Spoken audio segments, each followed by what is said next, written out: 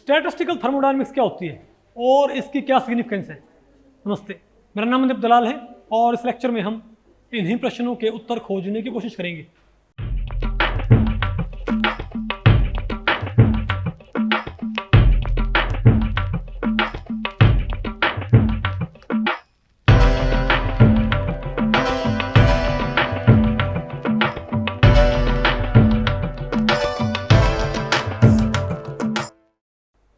तो भाई आज हमें क्या पढ़ना है, chapter 7 advanced physical chemistry volume 2 का भाई ये बिल्कुल आखिरी चैप्टर है, ठीक है। और इसका नाम क्या है, स्टैटिस्टिकल थर्मोडायनेमिक्स। और उसमें पहला टॉपिक जो हम पढ़ेंगे वो बताओ क्या है, definition, history and significance of statistical thermodynamics. तो भाई इस टॉपिक को हमने टोटल 3 सेक्शंस में डिवाइड किया हुआ है। पहले हम क्या पढ़ेंगे, डेफिनेशन ऑफ स्टैटिस्टिकल थर्मोडायनेमिक्स, फिर आपने पढ़ना है हिस्ट्री ऑफ स्टैटिस्टिकल थर्मोडायनेमिक्स, और लास्ट में हम क्या पढ़ेंगे, significance of statistical thermodynamics. Okay, पहले बताओ हम क्या देखते हैं, डेफिनेशन ऑफ स्टैटिस्टिकल थर्मोडायनेमिक्स। अब आप एक बार इसको पढ़ो, क्या कहती है, statistical thermodynamics is a theory that predicts the behaviour of macroscopic quantities of molecules using molecular attributes. इसका मतलब क्या है कि भाई स्टैटिस्टिकल थर्मोडायनेमिक्स है ना, आप इसको ये मानो कि ये फिजिक्स या केमिस्ट्री का, क्योंकि ये मैं आपको बताऊं भाई इंटरडिसिप्लिनरी टॉपिक है, ठीक है बात। तो आप इसको फिजिक्स का टॉपिक बोल सकते हो, आप इसको भाई केमिस्ट्री का टॉपिक भी बोल सकते हो, कि दोनों में ही ये फिजिक्स में भी और केमिस्ट्री में भी है, ठीक है। लेकिन जो शुरुआती जो इसका जो भाई जिन्होंने इसको डेवलप किया था वो सारे के सारे कौन थे, मोस्टली फिजिसिस्ट, ठीक है बात। तो इसको प्राइमरीली क्या मानते हैं, टॉपिक फिजिक्स का। तो भाई फिजिक्स या केमिस्ट्री की, बल्कि भाई आप कह सकते हो जो फिजिकल साइंस है, ठीक है, फिजिकल साइंस की ये एक ऐसी भाई क्या बोलते हैं स्ट्रीम है, एक ऐसा क्या बोलते हैं टॉपिक है, जो एक ऐसी स्टडी जो किसको डील करती है, जो क्या मालूम करती है, macroscopic quantities of material.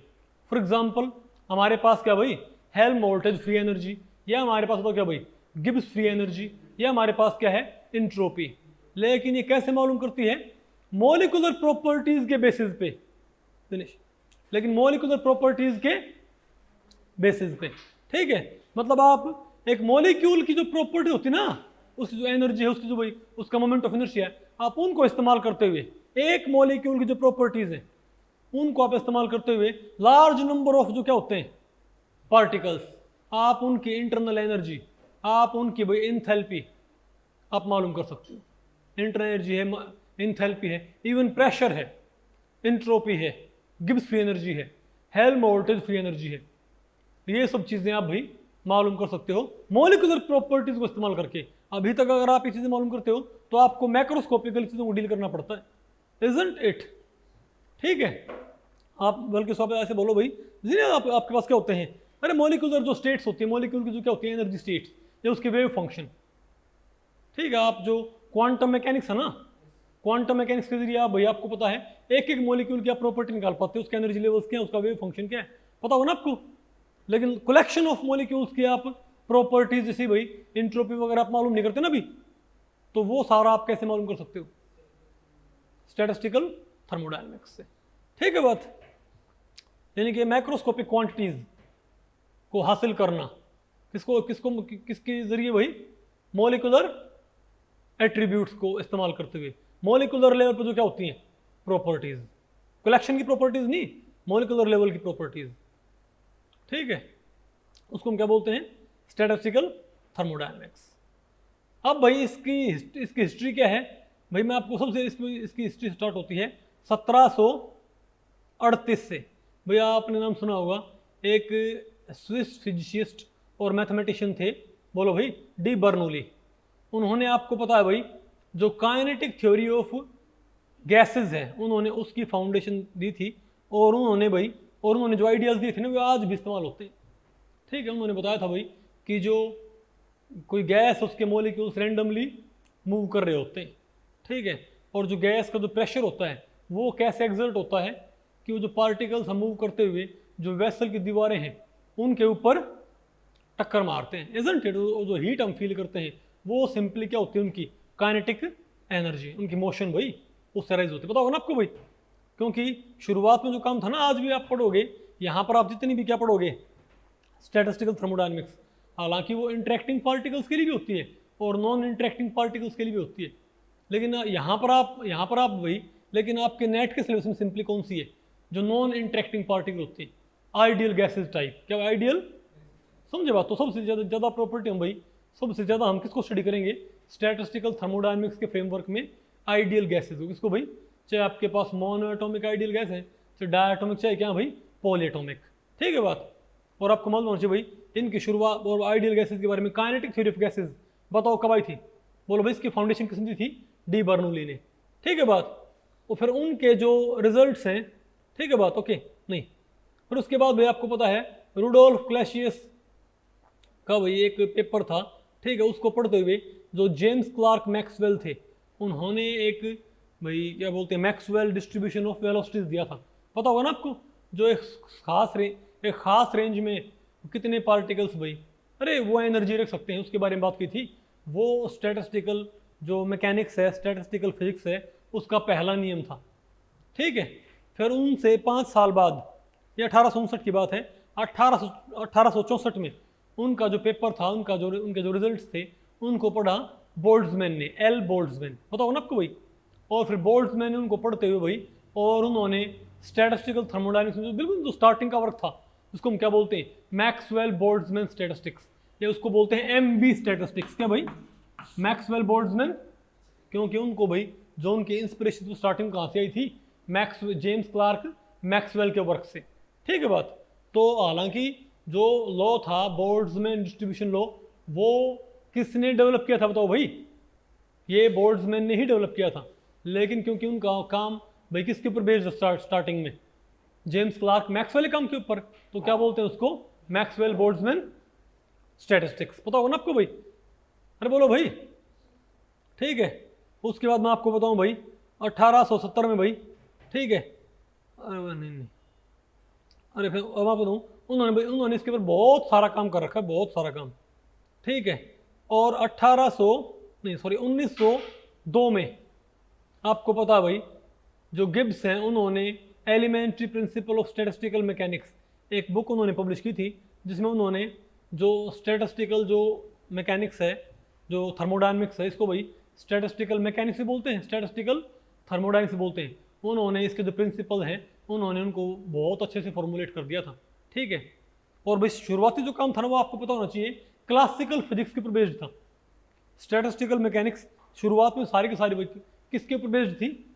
Classical physics के ऊपर बेस्ड थी, लेकिन इसके जो रूल्स हैं वो इतने ज़्यादा यूनिवर्सल हैं कि बाद में जो क्वांटम स्टैटिस्टिक्स है, वो भी फंडामेंटल रूल्स इसके इस्तेमाल करती है। और बाद में आपको पता है भाई, जो अल्बर्ट आइंस्टाइन और भाई सत्येंद्रनाथ बोस, पता हो ना हमारे भाई, एक इंडियन साइंटिस्ट थे, उन्होंने क्या दी थी? बोस आइंस्टाइन स्टैटिस्टिक्स, ठीक है, जो एक्सट्रीमली इंपॉर्टेंट है भाई, ठीक है। अरे रिसर्च लेवल पे आपको नहीं पढ़नी भाई। और एक आपकी फर्मी डायरेक्ट स्टैटिस्टिक्स, ठीक है बात, ये भी बाद में डेवलप होगी थी, इनको मैं आपको बताऊँ क्वांटम स्टैटिस्टिक्स भी बोल देते हैं, ठीक है। तो BE statistics, Boltzmann, sorry Maxwell Boltzmann, sorry MB statistics, Maxwell Boltzmann statistics को क्या बोलते हैं यूजुअली? इसको सिंपली बोल देते हैं क्लासिकल स्टैटिस्टिक्स, ठीक है बात। लेकिन जो कौन सी होती है? बोस आइंस्टाइन और फर्मी, उसको क्या बोल देते हैं? Quantum statistics. अब मैं आपको बताऊं भाई, आपका जो सिलेबस है नेट का, ठीक है, उसमें आपका ये मानो भाई कि एफडी स्टैटिस्टिक्स और जो भाई बोस आइंस्टाइन स्टैटिस्टिक्स है, उनके ऊपर मेरे ख्याल से गिन के कोई 1-2 क्वेश्चन आ रखा होगा, बहुत कम क्वेश्चन आ रखे हैं भाई, ठीक है। आपने क्योंकि आपके सिलेबस में भी क्या है मोस्टली, बताओ भाई, मैक्सवेल बोल्ट्जमैन स्टैटिस्टिक्स, आपने वो पढ़नी है, ठीक है बात, नहीं बात आपको पहले पड़ी भाई, ठीक है। तो ये क्या था इसका हिस्टोरिकल बैकग्राउंड थोड़ा सा। अब बताओ हम क्या पढ़ते हैं, सिग्निफिकेंस ऑफ स्टैटिस्टिकल थर्मोडायनेमिक्स, कि स्टैटिस्टिकल थर्मोडायनेमिक्स की सिग्निफिकेंस क्या होती है। अच्छा आप मुझे बताओ भाई, अभी अगर आपको इंट्रोप मालूम करनी हो तो आपको एक्सपेरिमेंटल इंट्रोप मालूम करनी पड़ती है, पता होगा ना आपको भाई। अभी आपने इंट्रोपी मालूम करनी हो तो आपको एक्सपेरिमेंटली मालूम करनी पड़ती है ना, अरे बोलो भाई। और आप एब्सोल्यूट इंटरनल एनर्जी मालूम कर नहीं सकते, आप सिर्फ क्या मालूम करते हो? Change in internal energy. ठीक है, अरे बोलो भाई। लेकिन अगर मैं ये कहूँ कि जिस सिस्टम की आप इंटरनल एनर्जी मालूम कर रहे हो, अगर उस सिस्टम के बारे में, उस सिस्टम के जो पार्टिकल्स हैं, अगर आपको उनके एनर्जी लेवल्स पता हो, जिस सिस्टम की आप इंटरनल एनर्जी मालूम कर रहे हो, अगर उस सिस्टम के आपको क्या पता हो भाई, एनर्जी लेवल्स, इसके भाई कौन कौन से एनर्जी लेवल्स हैं। ठीक है बात, और उनका डिस्ट्रीब्यूशन क्या हो एनर्जी लेवल्स में, तो आप उसकी मैक्रोस्कोपिक प्रॉपर्टीज, उसकी थर्मोडायनेमिक प्रॉपर्टीज मालूम कर सकते हो। ठीक है बात, इसकी वजह से इसकी सिग्निफिकेंस ये है कि आप इससे एब्सोल्यूट इंटरनल एनर्जीज, इंट्रोपीज, आप माइक्रोस्कोपिक जो मॉलिक्यूल्स होते हैं उनकी प्रॉपर्टीज को यूटिलाइज करके, उनको बेस बना के, और आप मैक्रोस्कोपिक प्रॉपर्टीज मालूम कर सकते हो। ठीक है बात। फॉर एग्जांपल अगर मैं ये कहूँ कि मान लिया हमारे पास, मान लिया आपने भाई एक आइडियल गैस है, क्या एक आइडियल गैस, मान लिया हमारे पास क्या है H2, आपके पास क्या भाई डाई हाइड्रोजन है, एक चैम्बर में आपके पास क्या डाई हाइड्रोजन, और आपने मालूम करना है उसका प्रेशर। तो उसको हम एक्सपेरिमेंटल मेजर करते हैं ना भाई, उसका प्रेशर क्या होएगा, या आप उसका भाई आपने उसकी इंटरनल एनर्जी मालूम करनी है। ठीक है बात, या आपने उसकी इंट्रोपी मालूम करनी है। तो भाई अगर इंट्रोपी मालूम करनी है एब्सोल्यूट, तो आप third law of thermodynamics use करते हो, इजंट इट। लेकिन मैं ये कहूँ, आप हाइड्रोजन के मॉलिक्यूल को इस्तेमाल करके, हाइड्रोजन के मॉलिक्यूल को इस्तेमाल करके, और आप उसकी प्रॉपर्टीज, इनको भाई एक तरह से प्रिडिक्ट कर सकते हो कि ये कितना प्रेशर एक्सर्ट करेगी। ठीक है, क्या इसकी इंट्रोपी होगी, क्या इसकी इंटरनल एनर्जी होगी। आपको वैसे कैसे, आपको सिर्फ क्या मालूम होना चाहिए कि डाई हाइड्रोजन के एनर्जी लेवल्स क्या हैं, एनर्जी लेवल्स कौन कौन से होते हैं डाई हाइड्रोजन के एनर्जी लेवल्स, और उन एनर्जी लेवल्स में इन पार्टिकल्स का डिस्ट्रीब्यूशन कैसे है। भाई हाइड्रोजन, अकेले हाइड्रोजन के एनर्जी लेवल्स भाई, ठीक है, और उन एनर्जी लेवल्स में हाइड्रोजन के मॉलिक्यूल्स कैसे डिस्ट्रीब्यूटेड हैं। समझ गए बात।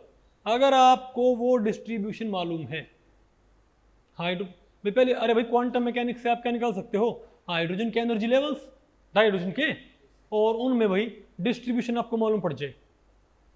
ठीक है, कि पार्टिकल्स भाई कैसे डिस्ट्रीब्यूटेड है डिफरेंट एनर्जी लेवल्स में। ठीक है, तो उसको बोलते हैं हम Ni। Ni क्या बताओ भाई, number of particles in ith level. Ni क्या, number of particles in ith level. तो आप एक टेम्परेचर डिपेंडेंट प्रॉपर्टी निकालते हो जिसको बोलते हैं पार्टीशन फंक्शन। क्या बोलते हैं, मान लिया आपने डाई हाइड्रोजन आपके पास एक चैम्बर में, उसकी आपने प्रॉपर्टीज निकालनी है, तो आपको क्या मालूम होना चाहिए बताओ भाई, डाई हाइड्रोजन के एनर्जी लेवल्स, डाई हाइड्रोजन के एनर्जी लेवल्स, और उन लेवल्स में ये डाई हाइड्रोजन के मॉलिक्यूल्स कैसे डिस्ट्रीब्यूटेड हैं, उनका डिस्ट्रीब्यूशन भाई। ठीक है बात। तो एक बार आपको भाई, एक बार आपको इसके एनर्जी लेवल्स में इसका डिस्ट्रीब्यूशन मालूम पड़ गया, डिफरेंट एनर्जी लेवल्स में आपको क्या मालूम पड़ गया, इनका डिस्ट्रीब्यूशन, तो आप क्या मालूम कर सकते हो, एक टेम्परेचर डिपेंडेंट क्वांटिटी, जिसको क्या बोलते हैं पार्टीशन फंक्शन। क्या बोलते हो भाई, पार्टीशन फंक्शन। और एक बार आपको पार्टीशन फंक्शन मालूम पड़ गया ना, तो इस पार्टीशन फंक्शन से बाकी सारी प्रॉपर्टी निकलती है। समझे बात, यानी आपको सिर्फ क्या मालूम होना चाहिए, किसी भी सिस्टम में आपको उसके जो पार्टिकल्स हैं उनका आपको क्या मालूम होना चाहिए, अलग अलग एनर्जी लेवल्स में डिस्ट्रीब्यूशन कैसा है। एक बार आपको भाई अलग अलग एनर्जी लेवल्स में पार्टिकल्स का डिस्ट्रीब्यूशन मालूम हो गया, तो आप उससे क्या निकालते हो, एक टेम्परेचर डिपेंडेंट क्वांटिटी, जिसको क्या बोलते हैं पार्टीशन फंक्शन, क्यू निकालते हो। ठीक है, ओके। और इस क्यू से भी तो फिर क्या निकलती हैं, बाकी सारी प्रॉपर्टीज, चाहे इंट्रोपी है, चाहे इंथैल्पी है, चाहे फ्री एनर्जी, चाहे कुछ भी हुई।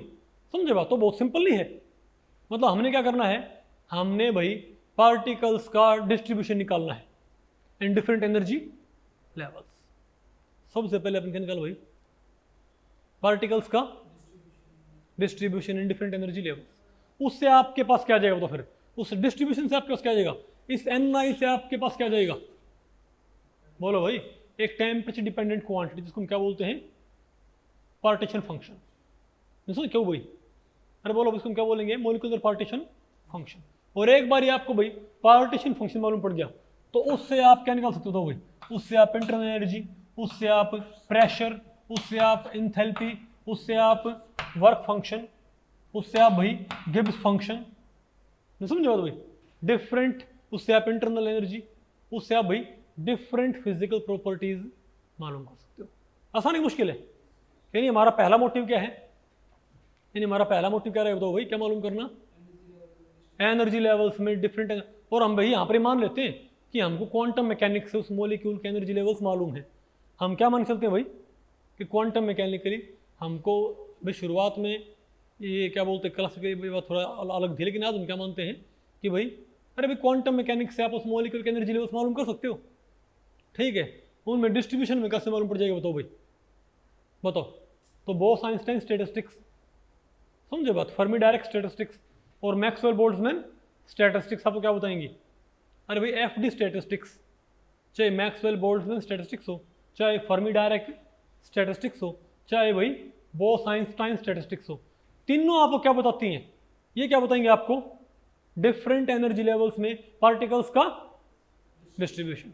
हमारा मेन मोटिव क्या रहेगा कि हम मैक्सवेल बोल्ट्जमैन से या बोस आइंस्टाइन से या भाई फर्मी डायरेक्ट स्टैटिस्टिक्स से हम अलग अलग एनर्जी लेवल्स में क्या निकालेंगे, पार्टिकल्स का डिस्ट्रीब्यूशन, कि यहाँ कितने, यहाँ कितने, यहाँ कितने, यहाँ कितने, यहाँ कितने। नहीं बात आपको पहले पड़ी, एक बार आपको डिस्ट्रीब्यूशन मालूम पड़ गया, उससे आप एक टेम्परेचर डिपेंडेंट क्वांटिटी निकालोगे, उसको हम क्या बोलते हैं, पार्टीशन फंक्शन।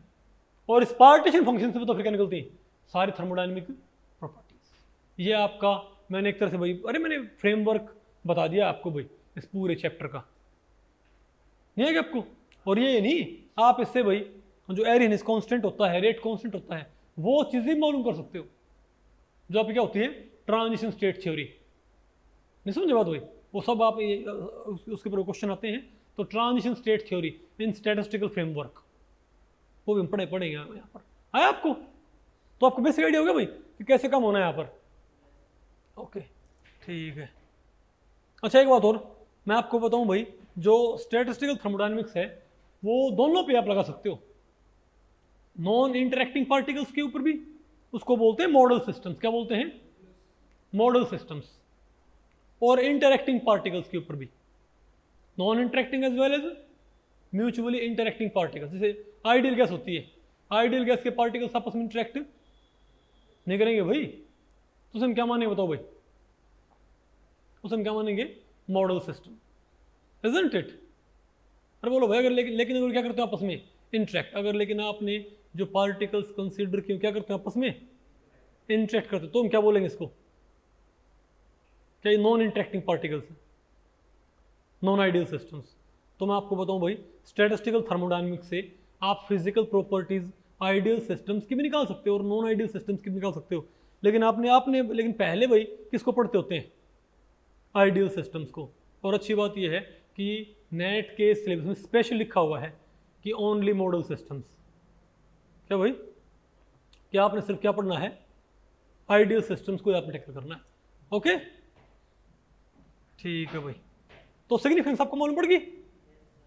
ओके अब बताओ क्या हमारे पास, अरे अब बताओ क्या है भाई, क्वेश्चन देखो आप, the statistical thermodynamics is applicable to non interacting particles, interacting particles, both types of particles, none. बताओ भाई, सी, वेरी गुड।